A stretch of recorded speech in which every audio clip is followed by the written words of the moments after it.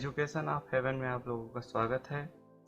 आज हम आप लोगों को UP board math class 9th का सिलेबस बताएंगे, जो कि मनोहर रे बुक से लिया गया है। तो आप लोगों को घबराने की कोई आवश्यकता नहीं है, क्योंकि जो हमारा मनोहर रे है और एनसीईआरटी एक ही है। 2020 की जो मनोहर रे है वो हमारा एक ही है।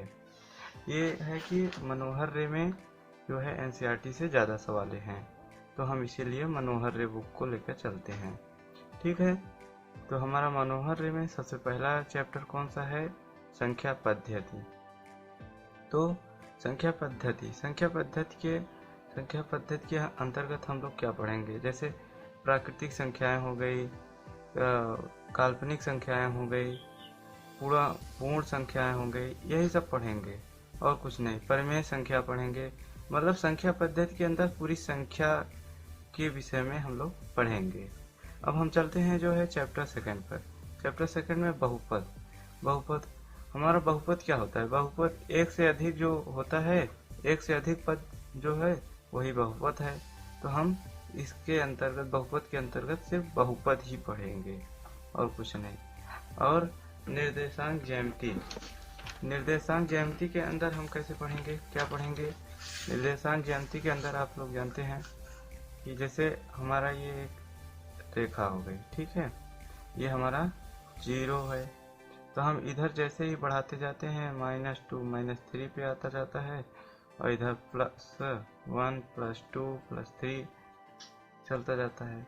हम पहला नंबर तो इसको पढ़ेंगे निर्देशांक ज्यामिति में। और हमारा क्या होता है कि ये जो होता है x अक्ष y अक्ष जो होते हैं ना, ये केंद्र, इसी प्रकार से -1 -2 -3 इसको पढ़ेंगे।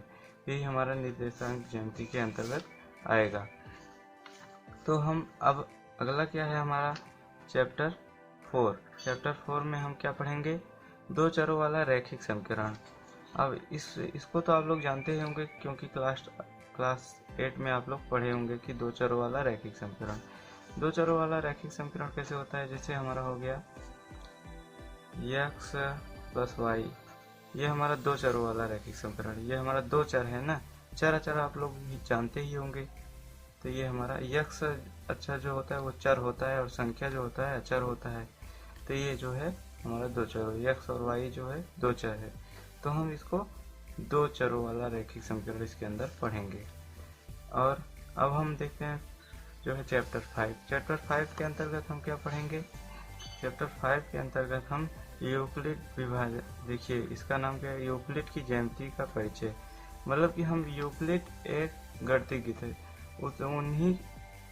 उनकी जो अभिधारणाएं थी, उनका जो ज्यामिति था, परिचय था, वही सब हम इसके यूक्लिड विभाजन के अंतर्गत पढ़ेंगे। ठीक है, तो हम अब जो है 6 चैप्टर में आते हैं, रेखाएं और कोण। रेखाएं तो आप लोग जानते होंगे, ये हमारा क्या हो गया? रेखा हो गया। और कोण क्या होता है? जैसे ये हो गया, ये हमारा 90 अंश का कोण।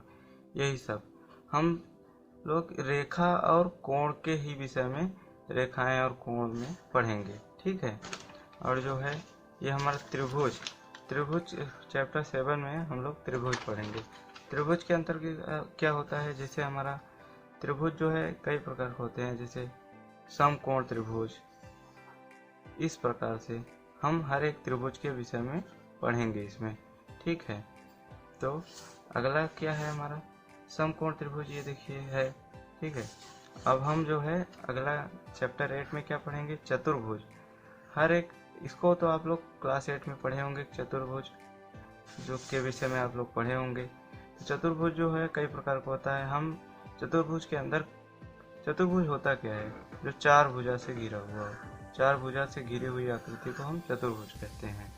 तो चतुर्भुज क्या होता है? जैसे हम इसके अंदर हर एक प्रकार के चतुर्भुज को पढ़ेंगे जो है। ठीक है, जब हम इस पे बात करेंगे तो आप लोगों को डिटेल में समझाया जाएगा। अब ये हमारा एक समांतर चतुर्भुज और त्रिभुजों के क्षेत्रफल के विषय में चैप्टर है। तो ठीक देखिए, ये हमारा समांतर चतुर्भुज होता क्या है? समांतर चतुर्भुज जो है, आमने सामने की जो भुजाएं होती हैं वो हमारी बराबर हों। ठीक है, उसी को हम समांतर चतुर्भुज कहते हैं। ठीक, और इसके अंतर्गत त्रिभुजों का क्षेत्रफल भी पढ़ेंगे। जैसे ये हमारा त्रिभुज है तो हम इसका क्षेत्रफल क्या है उसको ज्ञात करेंगे। ठीक है, जैसे हमारा त्रिभुजाकार खेत हो गया, उसका क्षेत्रफल क्या है वो ज्ञात करेंगे। ठीक है, इसके अंतर्गत हम ये पढ़ेंगे। और देखिए हमारा 10 चैप्टर क्या होता है, वृत्त। वृत्त के अंतर्गत हम क्या पढ़ेंगे, वृत्त के अंतर्गत जैसे ये हमारा हो गया वृत्त है, ये हमारा यहाँ केंद्र हो गया। केंद्र से ये त्रिज्या, हम त्रिज्या के विषय में पढ़ेंगे, व्यास के विषय में, जीवा के विषय में पढ़ेंगे।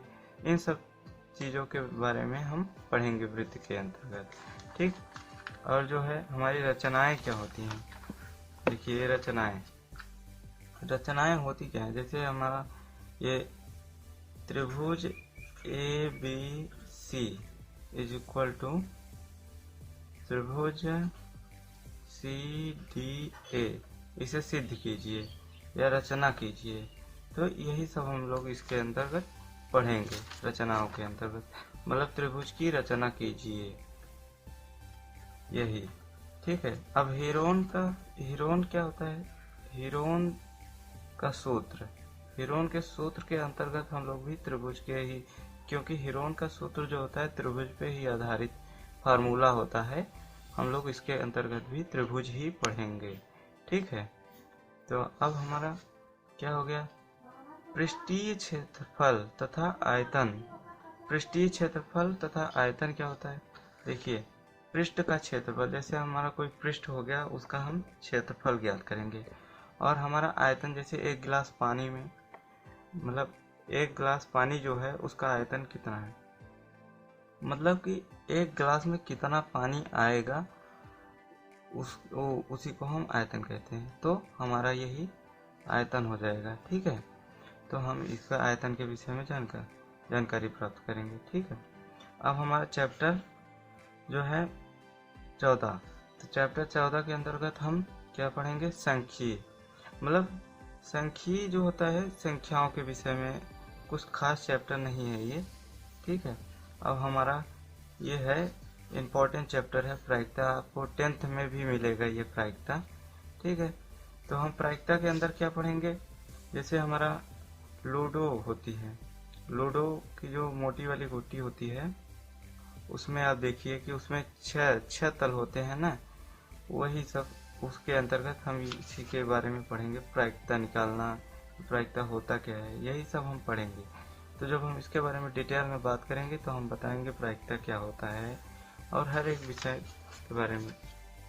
तो दोस्तों आप लोगों को बिल्कुल भी घबराना नहीं है, आपको पूरा एक एक करके पूरा एक एक चैप्टर का कॉन्सेप्ट के साथ एकदम क्लियर कराया जाएगा, जो है भले ही चैनल क्यों भी नया हो।